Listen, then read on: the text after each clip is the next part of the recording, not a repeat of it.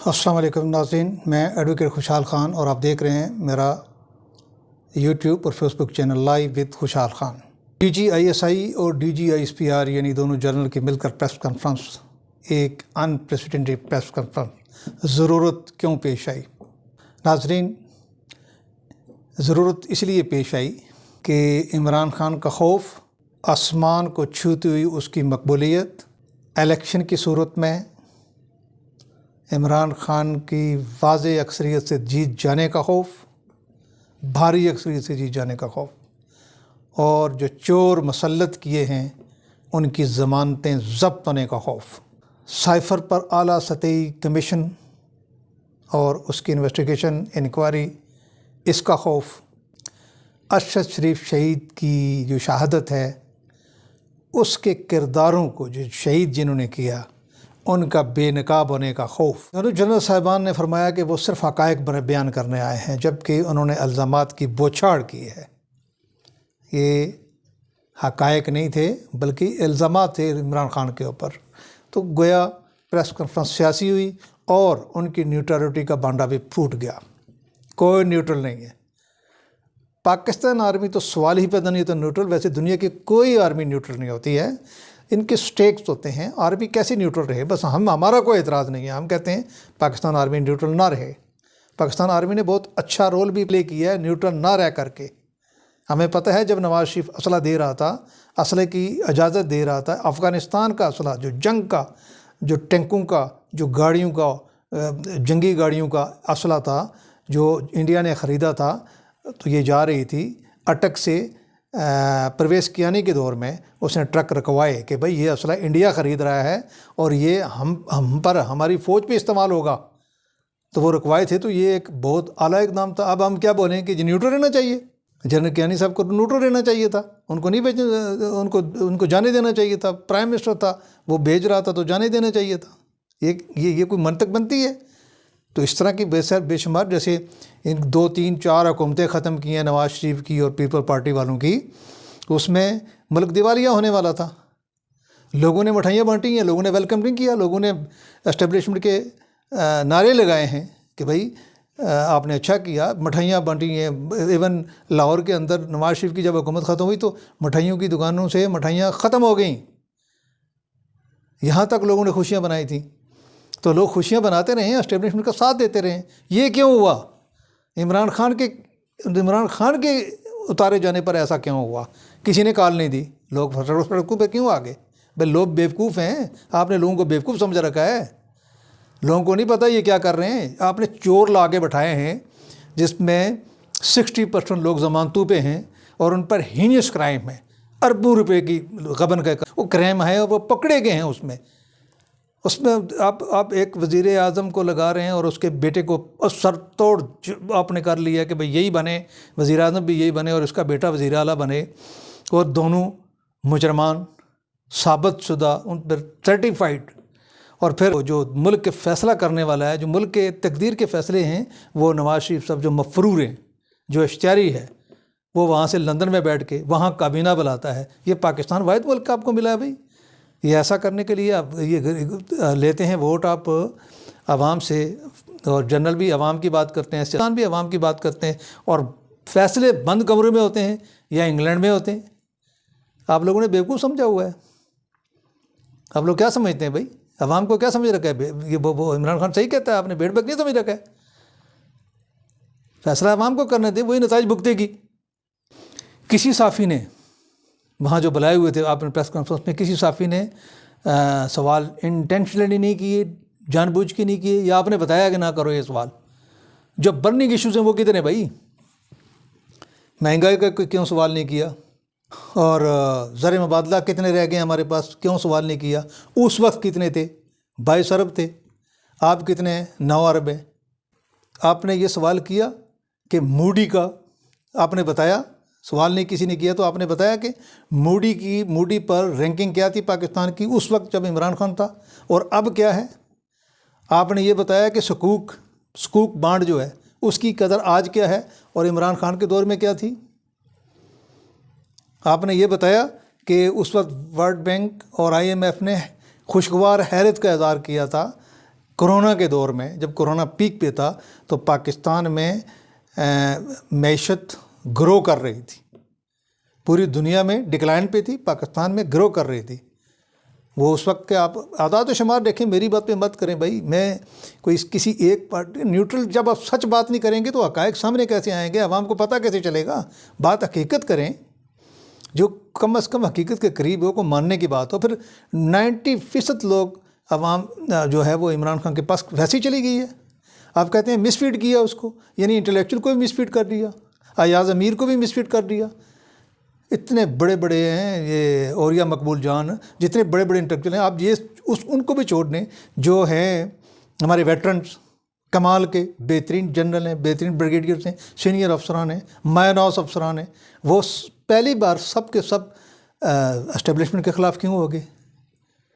आपने उनकी पेंशनें रोक दी, आपने उनकी प्रेस कॉन्फ्रेंस वो करने जा रहे थे इस्लामाबाद प्रेस क्लब में, आपने उनको रोका। किसने रोका उनको? क्यों रोका? इसलिए कि वो ये चाह रहे थे, आप ये चाह रहे थे कि आप वो वही बोलें, वही समझे जो हम कह रहे हैं। क्यों? आप कितने हैं? आप तो चंद लोग हैं। आप कह रहे हैं कि एज एन इंस्टीट्यूशन ये फ़ैसला है आर्मी का। No, not at all, army का फ़ैसला नहीं है। आर्मी को मत इन्वॉल्व कर रहे हैं। आर्मी कुर्बानी दे रही है। आर्मी का जवान, आर्मी के ऑफिसर्स वो बेलौस कुर्बानी दे रहे हैं, अपनी जानें गंवा रहे हैं।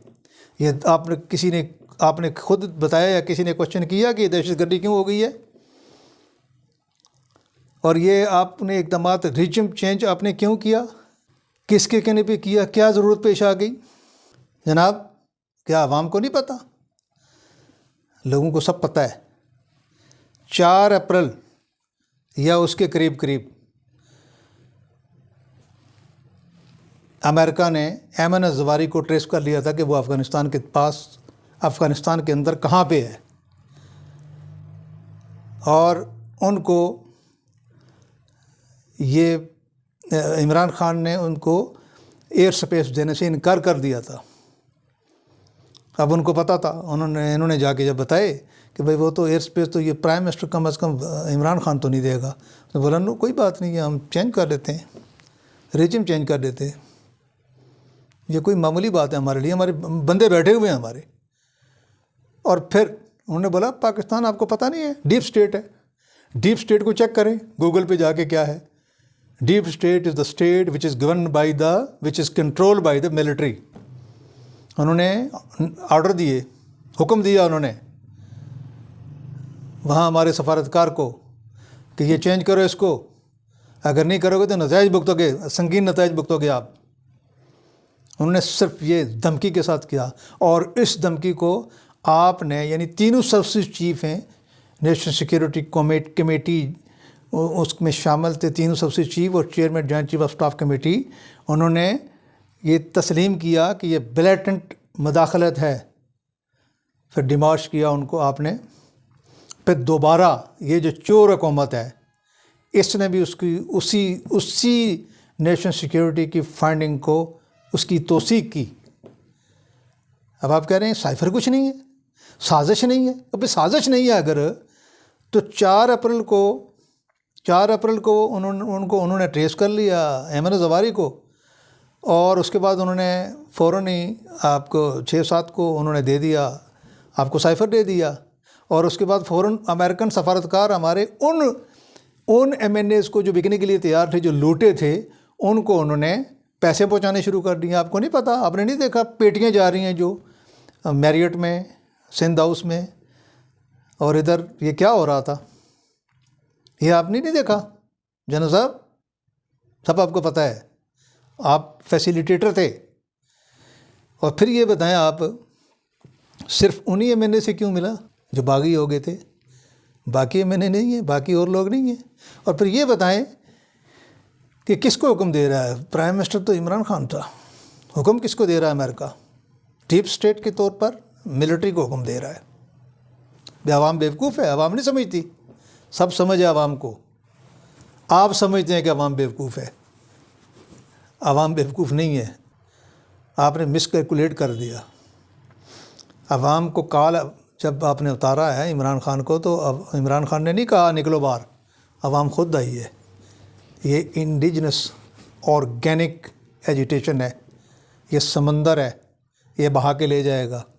अब आपकी जो है ना ये आप ये बोलें कि हमारे डॉक्ट्राइन चलेगी, नो डॉक्ट्राइन एनी मोर। अब आपको वो करना पड़ेगा, ये गिर्द सिर्फ और सिर्फ अब सियासत इमरान खान के गिर्द घूम रही है। जो वो कहेगा वही करना पड़ेगा। आपकी मजबूरी है, अभी ये तकाजा करता है कि आप वो करोगे जो इमरान खान कहता है।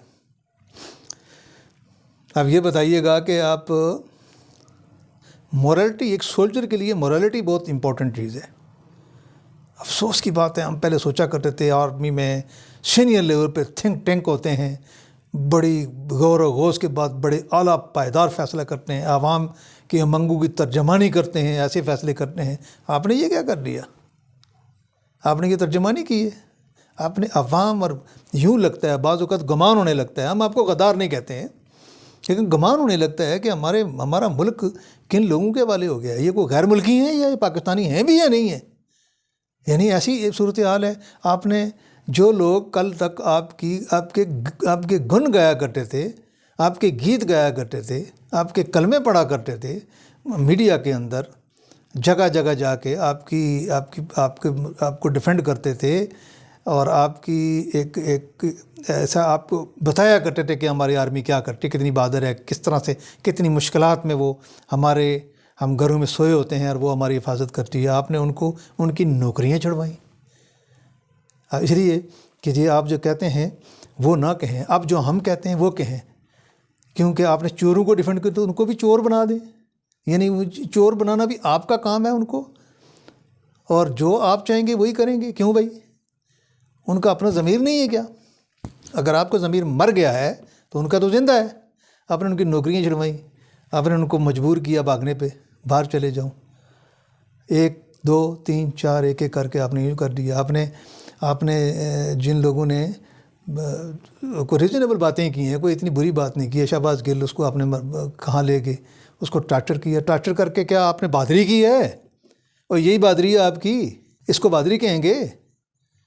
शर्म का मकाम है कि आप एक बंदे को, आपने सिर्फ तस्कीन की है। आपने किसने अच्छा कहा? इंटरनेशनल मीडिया में आज़म सवाती जैसे बुज़ुर्ग को नंगा किया, वो इंटरनेशनल मीडिया ने क्या लिखा? आपकी उसमें इदारे की भी बदनामी हुई और फ़र्द की भी बदनामी हुई, अफराद की भी बदनामी हुई। तो क्या सर्विस कर रहे हैं आप? ये आर्मी की सर्विस कर रहे हैं आप, ये इदारे की सर्विस कर रहे हैं आप, ये तो बेड़ागर कर रहे हैं आप। पाकिस्तान का बेड़ागर कर दिया आपने। पाकिस्तान को 1971 के बाद सबसे बड़ा नुकसान, नाकाबिल तलाफ़ी नुकसान हो चुका है। ये जो नुकसान हो चुका है इसका ज़िम्मेदार कौन होगा? इसका कौन हिसाब देगा? जो पाकिस्तान के ज़र मुबादला किधर है पाकिस्तान का देख लें, 9 अरब रह गया है, 22 अरब था इमरान खान के दौर में।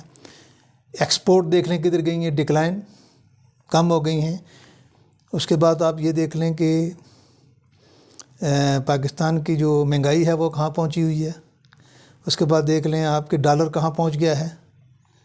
उसके बाद इंटरनेशनल आइसोलेशन देखें, CPEC बंद पड़ा है, चाइना नाराज़ हो गया है। और भाई आप असल बात यह है कि आप अमेरिकन क्लब से निकलना नहीं चाह रहे हैं। इमरान खान अमेरिकन क्लब से निकलना चाह रहा था। हमेशा 5 बड़े जो नेशन सिक्योरिटी काउंसिल जो यूनाइटेड नेशन के परमानेंट मेंबर हैं वो हैं अमेरिका, बरतानिया, फ्रांस, चाइना और रूस। अब 2 चाइना और रशिया, ये 2 ऐसी ताकतें हैं कि ये 3 और इन 2 का आपस में तकरीबन हरीफ रहते हैं। और अमेरिका को पाकिस्तान चाहिए। यहाँ जियोपॉलिटिकल सिचुएशन पाकिस्तान की बहुत स्ट्रांग है, बहुत अहमियत वाली है, तो उनको ये चाहिए। आपने कहा कि भाई यहाँ पाकिस्तान का मसला ही नहीं है, वहाँ बंदे ले लेते हैं, बंदे ख़रीदते हैं, वो कर लेंगे काम। हम बंदों को हुक्म देंगे, वो हमारे बंदे काम कर लेंगे। और वो उस सूरत हाल को यहाँ इस्तेमाल कर रहे हैं इन दोनों ताकतों के ख़िलाफ़। जबकि हमारी बेहतरी ये है कि हम इन्हीं के साथ करें। हम आज़ाद तो इतने हैं, इंडिया ले रहा है, श्रीलंका ले रहा है, हम उससे तेल नहीं ले रहे हैं। चलो तेल को छोड़ो जी, कहते हैं क्रूड हमारे पास वो सिस्टम नहीं है, रहने दें। और गंदम तो लो, आटा कितना हो गया, कितना महंगा हो गया, ये तो ज़रूरत करो। आपने वो भी ज़रूरत नहीं की है, ना करने दी है, कर ही नहीं सकते आप बहादुर कितने हैं ये पता चल गया है। ये गलत फहमी थी, हमारी फ़ौज बहुत बहादुर है, हमारी क़यादत बुज़दिल है। बहरहाल जो भी है जनाब, आज के लिए इतना ही काफ़ी है। इंशाअल्लाह ताला नेक्स्ट व्लॉग में दोबारा हाज़िर होऊंगा। अल्लाह हाफ़िज़, अस्सलाम वालेकुम।